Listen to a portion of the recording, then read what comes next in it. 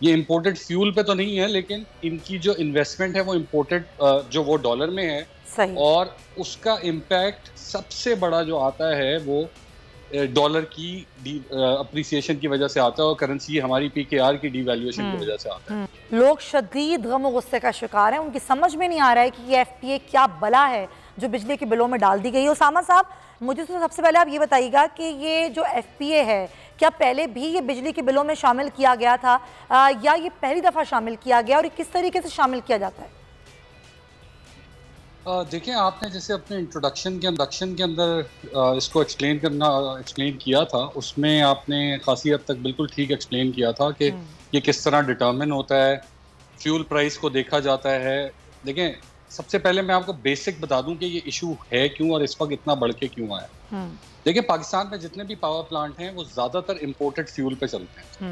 Imported fuel में furnace oil भी है, एलएनजी भी है, इवन कोयले के भी बहुत सारे प्लांट जो है वो इंपोर्टेड फ्यूल के ऊपर हैं।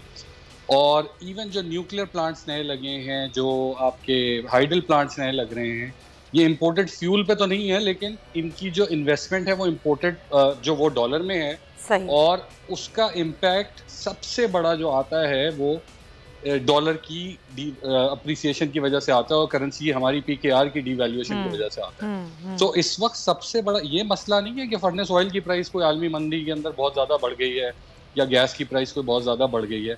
मसला ये है कि हर पावर प्लांट जो है वो डॉलर के साथ पैक्ड है। सो हर चीज़ जब डॉलर बढ़ेगा तो हर चीज़ के ऊपर उसका इम्पैक्ट आएगा। ये बड़ी अनफॉर्चुनेट एक चीज़ है जो पाकिस्तान में तकरीबन आपकी इनकम का 50 to 60%। अच्छा, पहले भी तो हम इम्पोर्टेड फ्यूल से ही बिजली बनाया करते थे, लेकिन पहले ये आवाम पर डाला नहीं जाता था। हुकूमत बर्दाश्त करती थी, लेकिन उससे महंगाई और फिर कर्जा जो है वो मजीद हुकूमत को लेना पड़ता था। तो आज हुकूमत ये सब्सिडी क्यों नहीं दे रही है और ये आवाम पर क्यों डाल रही है? देखिए, ये जो एफसीए है ना, इसको कहते हैं फ्यूल कॉस्ट एडजस्टमेंट। ये कभी भी गवर्नमेंट बेयर नहीं करती थी, ये आवाम को ही जाता था। सही। लेकिन वो पैसों में होता था उस वक्त, कभी 40 पैसे, कभी 50 पैसे, तो आवाम को इतना फील नहीं होता था उसकी वजह से। अब ये for the first time unprecedented है कि ये इतनी हाई प्राइस 8-8, 9-9 रुपए, 10 रुपए। और अच्छा, इसमें भी ये कंपोनेंट जो है ये पाकिस्तान के बाकी डिस्कोज, जैसे पाकिस्तान में डिफरेंट डिस्ट्रीब्यूशन कंपनीज हैं जिनको जनरली लोग वापदा कहते हैं, और एक के इलेक्ट्रिक है। के इलेक्ट्रिक जो है वो कराची और उसके मुल्का इलाकों के अंदर, बलूचिस्तान के कुछ पार्ट्स में और सिंध के कुछ पार्ट्स के अंदर बिजली प्रोवाइड करता है। सो के इलेक्ट्रिक का टैरिफ जो मेनली जो उनका फ्यूल कॉस्ट एडजस्टमेंट बढ़ी हुई आई है, उसकी मेन रीज़न ये है कि के इलेक्ट्रिक को नेचुरल गैस जो है वो कम मिल रही है, बहुत ही ना होने के बराबर मिल रही है, और उनको गैस मिल रही है एलएनजी प्राइस के ऊपर। सो उसकी वजह से जो के इलेक्ट्रिक की अपनी जनरेशन है उसकी कॉस्ट बहुत ज़्यादा, कोई 4 to 5 टाइम्स हाई होगी। अच्छा। और उसको अगर ये नेचुरल गैस की प्राइस पे दी जाती उनको नेचुरल गैस दी जाती है एलएनजी की जगह, तो ये इतना ज़्यादा फ्यूल कॉस्ट एडजस्टमेंट नहीं आता। हमारे यहाँ थोड़ा सा प्लानिंग का फुकदान है, थोड़ा सा जो है वो लोगों की जो है वो प्रायोरिटीज़ का फुकदान है। अब यही गैस जो वो कैप्टिव पावर प्लांट्स को देते हैं, सुई गैस वाले कराची के अंदर, उन कैप्टिव प्लांट से तो चंद इंडस्ट्री चलती है।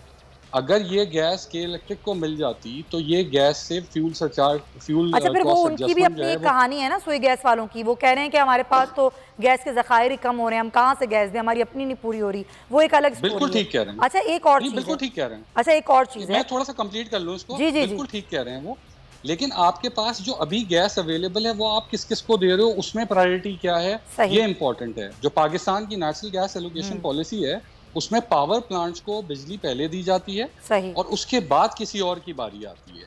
सो ये फॉलो नहीं हो रही। दूसरी बात, जहां तक मुल्क के दीगर हिस्सों की बात है, उसका इम्पैक्ट जो है वो इम्पैक्ट की मेन रीजन आपकी डॉलर के साथ सारे फ्यूल की लिंकेज है और उसका इम्पैक्ट आ रहा है। फिर ये जो प्राइम मिनिस्टर साहब ने अभी अनाउंसमेंट की है, I am very sceptical on this, कि ये इन्होंने जो अनाउंस किया 200 यूनिट से नीचे वाले एग्जेम्प्ट हो गए। मैं वही सवाल करना चाह रही थी, आप जवाब देने से पहले मेरा सवाल समझ लें। सवाल मैं ये करना चाह रही थी कि वो 200 से कम यूनिट वाले कौन लोग होते हैं जिसके घर में अगर 2 पंखे हैं और 2 ट्यूबलाइट्स हैं, तो वो कितने यूनिट इस्तेमाल करता है? और अगर मैं बढ़ा दूं कि उसके घर में एक वॉशिंग मशीन भी है, तो वो कितने यूनिट इस्तेमाल करता है?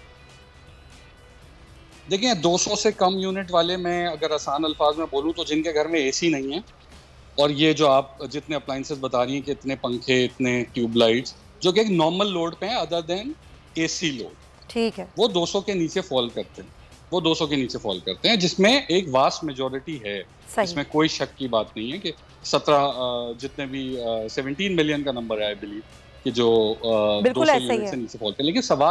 लेकिन सवाल ये है, क्या ये देखें, ये तो पावर प्लांट्स की एक्चुअल कॉस्ट की जो डिफरेंस आता है वो नेपरा अलाउ करता है एफसीए के अंदर।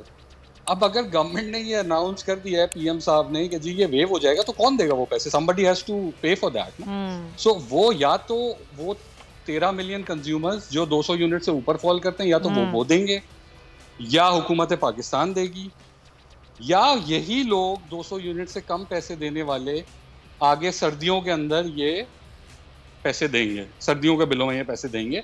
तो फॉर द टाइम बीइंग उन्होंने शायद डेफर कर दिया है, लेकिन इसका अभी तक अनाउंसमेंट क्लियर नहीं आई है कि इसके पैसे बर्दाश्त कौन करेगा इवेंचुअली, जो 22 अरब रुपए हैं। जैसे आपने अभी टैक्स की बात की कि 42 अरब रुपए पे तो उन्होंने कहा है कि जी हम डिफरेंट एवेन्यूज से इसको जमा करेंगे, बट 22 अरब रुपए की जो ये डेफरमेंट है, इसके ऊपर उन्होंने कुछ नहीं कहा कि ये कहाँ से फंड होंगे। मैं हूँ जैस्मीन मंजूर और आप मुझे देखेंगे सिर्फ बोल पर।